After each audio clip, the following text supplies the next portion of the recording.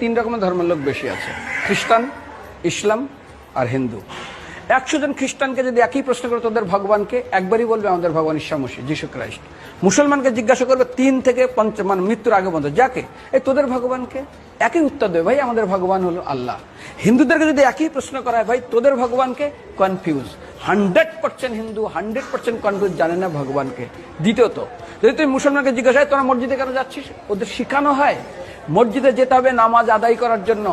সপ্তাহে ওরা 100% একদিন মসজিদে যাবেই। তুমি যদি খ্রিস্টানদের জিজ্ঞাসা করো তোমরা কেন কোথায় যাবে, কোথায় যাও না, আমাদেরকে একদিন তারা চার্চে যাবে। কেন? ঈশ্বরে প্রার্থনা করার জন্য, ওদের শিখানো হয় জন্মের থেকে, এটা সংস্কার।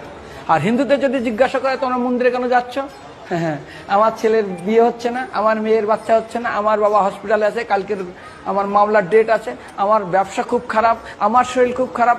99.99 হিন্দু জানে না মন্দিরে কেন আসা উচিত, তাদের ভগবানকে মৃত্যুর পরে কোথায় যাবে। মুসলমানকে জিজ্ঞাসা করবে মৃত্যুর পর কোথায় যাবে, বলবে ভাই নামাজ রোজা যদি না করি দোজকে যাব, অর্থাৎ নরকে যাব।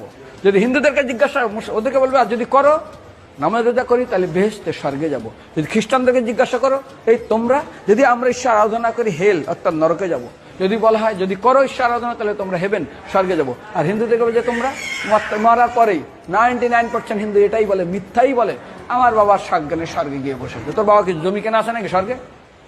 তোর বাবা জমি কেনা আছে যে তোর বাবা মরার পরে স্বর্গে গেছে, হোয়াটসঅ্যাপ করে দেখি এই যে অ্যাটাচ বাথরুম টয়লেট আমি একদম ভালোভাবে পৌঁছে গেছে, তোর বাবা স্বর্গে গেছে, জানিস তুই? আরে মৃত্যুর আগে এত কষ্ট পায়, এত কিছু করে, মারার পরে আমার বাবা স্বর্গে গেছে।